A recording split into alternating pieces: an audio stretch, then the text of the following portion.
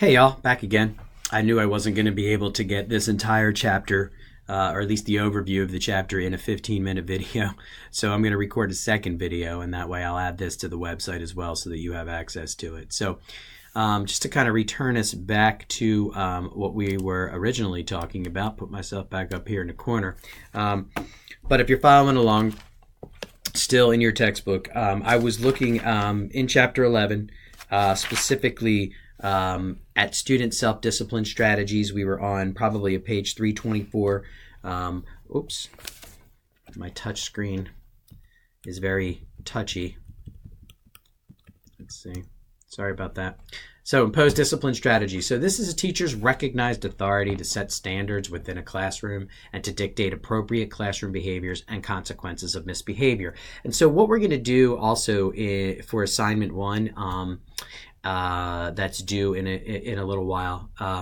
What we're going to do in assignment 1 is really think about some imposed discipline strategies that we can use with our students. And so the book talks a little bit about desist strategies, and this is just communicating the teacher's desire for a student's behavior to stop or to change. So you see tables 11.3 and 11.4. It shows you the different levels of desist strategies that you can possibly use. And so I'm not going to go over the tables with the time allotted we have here, but they are there for you to look at.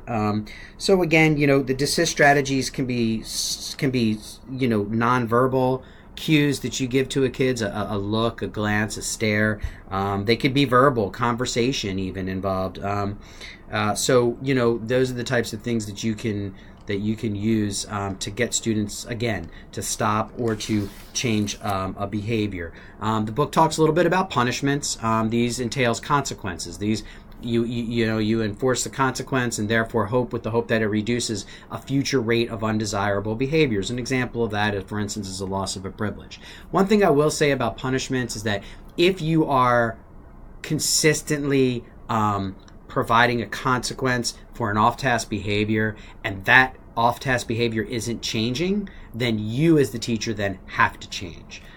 So you've got to think about either other consequences or you just need to think about other consequences or ways in which you're going to deal with that behavior to kind of get them to change. And so the book talks a little bit about assertive discipline, and this details teacher and student behavioral responsibilities, and they really get into some details about a discipline plan, right? So this is a lesson plan that allows a teacher to detail classroom rules and then corresponding behaviors. And so in your discipline plan, you want to make sure that you have your classroom rules defined. Assertive teacher does that, and they do so clearly and they do so concisely.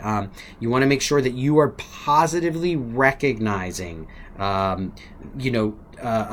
students' behaviors, and so it's important that in any discipline plan that you are working from the positive and not the negative. And then, of course, you're taking a look at the consequences, right? So if you're going to have a disruptive behavior, you want to make sure that you are acknowledging that disruptive behavior and then, setting in place the hierarchy of consequences that you've created. So positively recognizing students' on-task behavior, providing consequences for off-task behavior with the hopes that you change them. And then the book gets into a little bit about behavior modification, and this is the process of changing behavior by rewarding desired actions and then punishing undesired reactions. Figure 11.4 provides you with a chart. I don't know. The chart's not in the slides that I provided, but it is in the book. And what I like about the chart is it does show you how you establish baseline behaviors. You establish a treatment for those baseline behaviors with the hope and the intent that those off-task behaviors are going to cease and desist.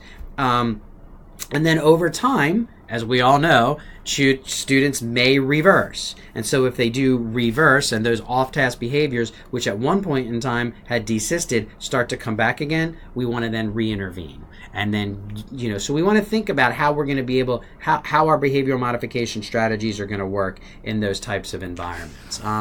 The book talks a little bit about a continuum of classroom modes, and I alluded to this earlier, but this is really where do you fit on this self-discipline to impose discipline, and how might those strategies that you use evolve as you get more experience, as you become more comfortable about what your expectations are of students, and as you get better at managing student behavior, recognizing off-task behavior before it comes off task. So these are all critically important things that happen over time. New teachers, these issues become acute because you don't have those experiences yet. But as you grow and develop as an experienced teacher, those strategies get better. I think it was year 3 for me until I really felt comfortable with my approach and my discipline plan, or at least my classroom management plan. And it really was year 5 to year 7 where I really felt like I was an experienced teacher. I had some things really going. Things were just really working well for me, and I learned with some of my on-level courses how to really manage them, how to motivate the kids, and how to build relationships, which is really the key to all of this. And here's Maslow's hierarchy of needs, which the book talks about as being on that spectrum. So managing that classroom environment. So teachers, I really believe this. I was my own worst enemy. Teachers can be their own worst enemy. If you do not have a plan in place, then I think you're working from a position of reaction as opposed to being proactive, which is the reason why Assignment 1 is focusing specifically on this classroom management plan, and also it's also focusing on how you set up your classroom so that way you can provide and control the environment that you want. So getting off to a good start, being clear and concise with your descriptions. And I'm moving. I think we're actually at page 330. Page 333, 334.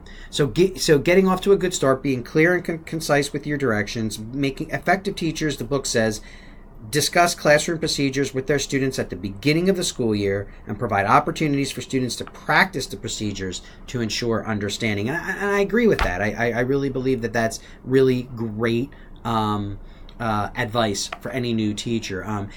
Give effective direction. So, be positive. So whether the directions concern instruction or classroom procedures, give them clearly and succinctly. Even more importantly, keep their tone positive. So in Assignment 1, I'm going to be very conscientious about making sure that you are carrying a positive tone as you outline your classroom management plan. So monitor the classroom environment. This is one that I always see when I go and observe my student teachers. I look around as soon as I walk into that class. What does the room arrangement look like? And how is the room arranged that's going to promote discourse and discussion, if that's what you want out of your classroom? Or is the room arranged so that way the teacher's going to be the centerpiece and providing lectures? And so whether your classroom's going to be student centered or teacher directed or a combination of both, you want to make sure that your room arrangement reflects that.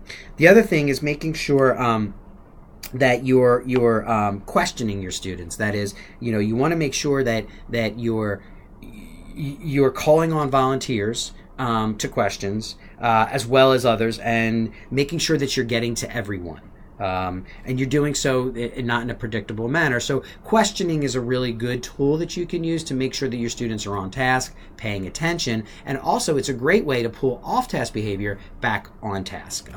So that's something to think about. And then, of course, making sure that you're constantly observing your students, collecting that informal data that helps you make those really, really critical decisions about whether or not to punish a student or apply a consequence to some type of off-task behavior that you see. And then lastly, it talks about managing and anticipating those classroom interruptions. I have to say that being well planned helps you manage any classroom interruptions. So therefore, if by chance I've had students who have gotten really upset, student teachers who get really upset because announcements start at 8:05 and her class begins or his class begins at 8 o'clock. And at 8:05, they start the class, 8:05 announcements start, and they get frustrated, and then everybody's off task. So knowing that 8:05 is going to be your announcements, it might be really good to maybe have a question of the day or something up front for your kids to do that for those 5 minutes kind of gets them on task. And then when the interruptions occur, you're prepared for those. So you want to be able to manage and anticipate classroom interruptions like student announcements, and there's a variety of others. The book talks about them. And here's some anticipated interruptions, some unanticipated interruptions. The book even talks about a table. I'll quickly just talk about this, but managing abusive student attitude and behavior. So making sure that if you are privy to an abusive situation in terms of kids, you've got to know what your school policy is, and you've got to follow that school policy. And so whatever that policy is, you just need to make sure that you are aware of it and that you're following it, because if you observe child abuse, you have to report that legally.